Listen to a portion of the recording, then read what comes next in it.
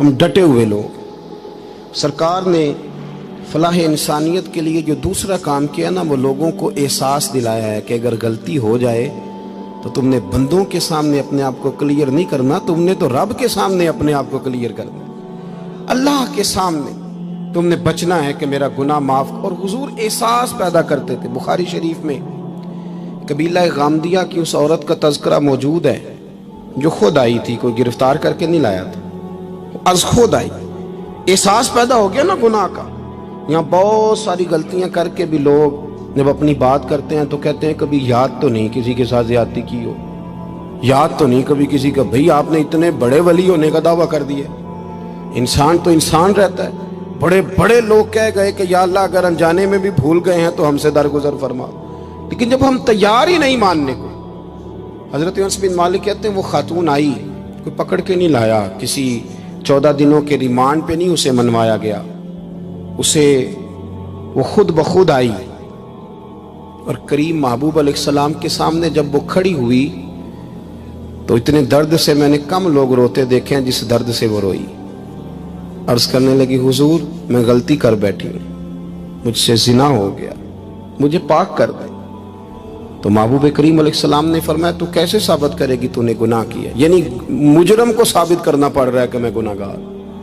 یہ وہ کمال ہے کہ انسانوں کو احساس ہونے لگے کہ یہاں ہم غلط ہیں۔ جب اعتراف جرم ہوتا ہے، جب بیماری کی تشخیص ہوتی ہے تو پھر اس کا علاج بھی ہو جاتا ہے۔ حضرت انس بن مالک کہتے ہیں وہ عرض کرنے لگی حضور میرے پیٹ میں ناجائز بچہ ہے۔ حضور نے فرمایا جا جب بچہ پیدا ہو تو پھر آنا۔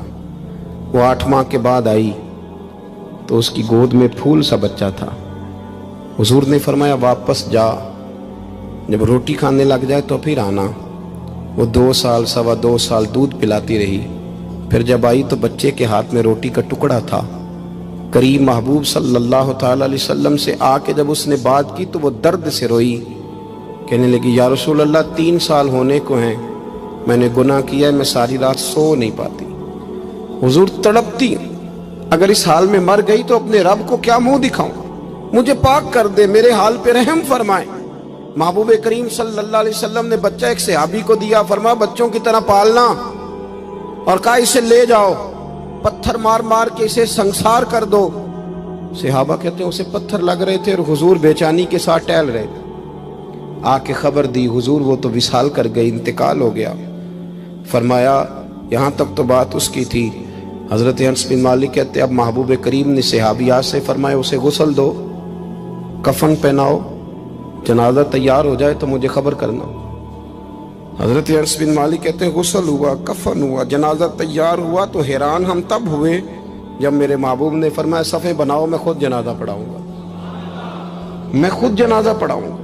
اور سرکار نے جنازہ پڑھایا تو ایک شخص کی زبان سے نکلا حضور اس ملعون کا معاذ اللہ جنازہ جس نے ناجائز بچہ جنا، اس کے لیے آپ دعا کر رہے ہیں، جنازہ پڑھا۔ حضور فرمانے لگے خاموش ہو جاؤ، تم نے گناہ دیکھا ہے، اس کا احساس نہیں دیکھا، تم نے غلطی دیکھی ہے لیکن اس کی توبہ کا انداز نہیں دیکھا۔ اور صاحب کنز العمال نے یہ لفظ نقل کیے ہیں کہ کریم محبوب فرمانے لگے اس نے تو ایسی شاندار توبہ کی ہے کہ اگر میں اپنی ساری امت میں بانٹ دوں تو اللہ سب کی مغفرت فرما دے گا۔ احساس جب پیدا ہو جاتا ہے نا اپنے دل کے اندر کہ یہاں میں غلط ہوں، ان العبد اذا اعترف ثم تاب تاب اللہ علیہ، او کما قال نبی صلی اللہ علیہ وسلم، رواہ مشکات۔ حضور نے فرمایا جب کوئی بندہ کہتا ہے نا اللہ میں بھول گیا تھا، اور پھر وہ توبہ کرتا ہے تو رب اس کی توبہ کو فوراً ہی قبول فرما لیتا ہے۔ پہلی بات یہ کہ عقائد کو مضبوط رکھیں، مضبوط عقائد۔ اور یہ جو آج کل ایک اور ماحول چل رہا ہے، کوئی تھوڑا ادھر کوئی تھوڑا ادھر، عقائد وہی درست ہیں جن کی تشریح شیخ عبدالحق محدث دہلوی نے فرمائی، عقائد وہی درست ہیں جن کی بابت حضرت مجدد الفسانی لکھ گئے، اور ان سب کو اگر کھلا کر کے بیان کیا تو امام احمد رضا فاضل بریلوی نے بیان کیا۔ انہی بزرگوں کی باتوں کو کھول کر ہمارے سامنے رکھا۔ مضبوط عقائد کی زندگی گزاریں۔ اور دوسری بات، اگر کبھی کوئی غلطی ہو جائے پھر اس کا احساس پیدا کریں، پھر اس سے توبہ کریں۔ تیسری بات جو فلاح انسانیت کے لیے بڑی ضروری ہے وہ یہ ہے کہ تھوڑا احساس پیدا کریں دوسروں کا۔ میری زندگی میری ذات سے شروع ہوتی ہے، میری ذات سے، میرے سے ہنس کے بولو، میری بات مانو، میرے پیچھے چلو، میرے آرام میں خلل نہ آئے، میری طبیعت کے مطابق. بھئی آپ کی طبیعت کے مطابق چلیں تو پھر تو آپ بہت بڑے خود غرض ہوئے کہ آپ نے صرف اپنے لیے سوچا. محبوب کریم کا کمال یہ تھا کہ حضور نہ دوسروں کا بڑا احساس فرماتے تھے. آپ بخاری مسلم کی وہ حدیث پڑھیں تو حیران ہو جائیں کہ سرکار فرماتے ہیں میں جب نماز کی نیت باندھتا ہوں تو میرا دل کرتا ہے میں لمبی نماز پڑھاؤں. جب میرا کسی کام کرنے کو دل کرے تو پھر میں ساری دنیا کچلنی پڑے تو میں کر جاتا ہوں. لیکن حضور فرمانے لگے کہ میرا دل کرتا ہے میں لمبی نماز پڑھاؤں، لیکن پھر میرا خیال آتا ہے کہ پیچھے بوڑھے بھی ہیں، بیمار بھی ہیں، بچے بھی ہیں.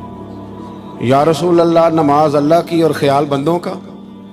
فرمایا میں بوڑھوں، بیماروں اور بچوں کا خیال کرتے ہوئے اللہ کی نماز کو مختصر کر دیتا ہوں. احساس جب طبیعت ہمارے ہاں نا تیزی کے ساتھ احساس ختم ہوا ہے، تیزی کے ساتھ ہم نے اتنی نفی شروع کی. ہمارے تو اہل تصوف میں الا ماشاءاللہ اب تربیت کا طریقہ یہ ہے کہ صرف میں ہوں، میرے سوا کوئی بھی نہیں. حالانکہ طریقت تو اس کا نام تھا کہ میں نہیں باقی سارے ہی.